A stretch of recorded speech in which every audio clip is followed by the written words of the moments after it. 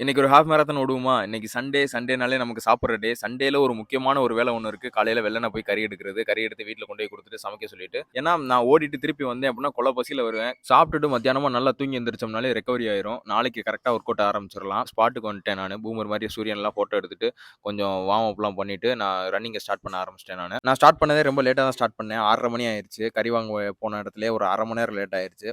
Exercise பண்றது, running போறது எவ்வளோ முக்கியமோ, அதே மாரி சாப்பிடுறதும் முக்கியம். பொறுமையா இருந்து வாங்குறதுல தப்பு இல்ல. ஓட ஆரம்பிச்சு ஒரு 10வது கிலோமீட்டர்ல நம்மளோட எனிமீஸ்லாம் சூழ்ந்துட்டாய்ங்க. வாங்கடா வாங்கடா.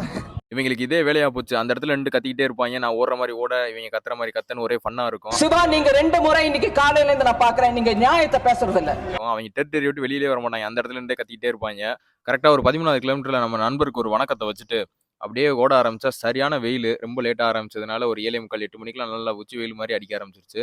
அப்படியே படிப்படியா நம்மளோட பேஸ் வேல்யூ குறைஞ்சு கடைசி 2 கிலோமீட்டர்லாம் 6க்கு கீழ வந்துருச்சு நமக்கு. ஏதோ கரெக்ட்டா முடிச்சுட்டேன் நானு. 2 மணி நேரத்துக்குள்ள முடிக்கணும்னு பார்த்தேன். அதே மாரி 1 மணி நேரம் 59 நிமிஷத்துல முடிச்சுட்டேன்.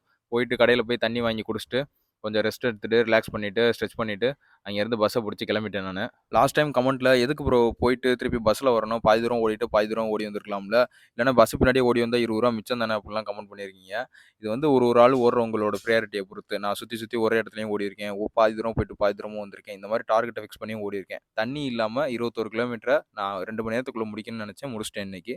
உங்களோட டைமிங் என்ன? எவ்வளோ தூரம் ஓடியிருக்கீங்க? அப்டின்றத கமெண்ட்ல சொல்லுங்க.